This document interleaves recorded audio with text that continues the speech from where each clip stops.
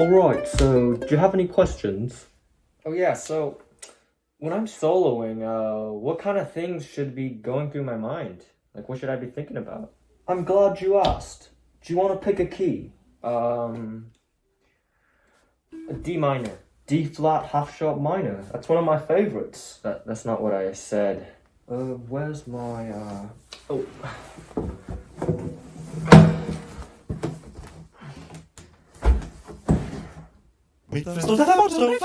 So what's the first thing that pops into your mind when you see D flat half sharp minor?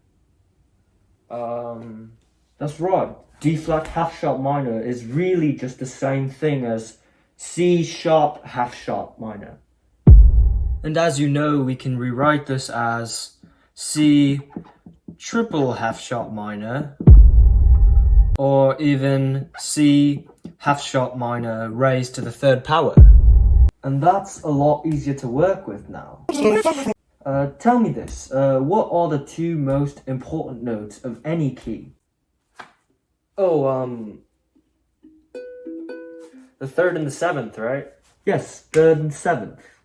Well, it's yes and no. The octave, the third and the seventh, work just fine. But if we're using a quarter tone scale or a Hejaz scale, then the story's a little different. If you don't know the difference, it's quite easy actually to just hear the difference in the microtonality, and then you should know what to play. Anyways, do you mind singing the third and the seventh of this C triple half sharp minor scale? Awesome. That's quite close actually, but you were off by around 0.47 cents. And do you have your frequency formula, which we worked on last week? Yep, so there it is. Okay, absolute frequency is equal to the quantity square root capital T, where T is equal to string tension, divided by mass, divided by string length, all over twice the length. Sweet. Now, ideally, we have that memorized by now, right? Alright, make sure you do that for next week. Now, for any solo, before you play the note, you always want to make sure that you've run the calculation through your head. So that means taking into account the string math and the string tension, and making sure that you remember that string length is proportional to the temperature of the room. That's right.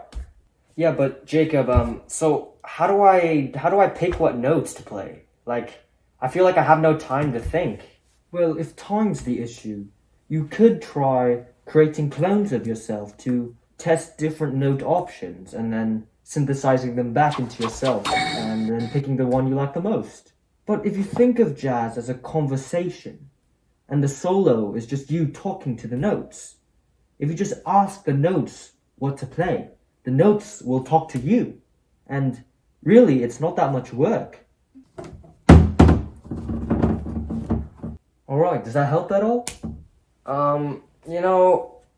I'll give it a shot. Good. See you next week.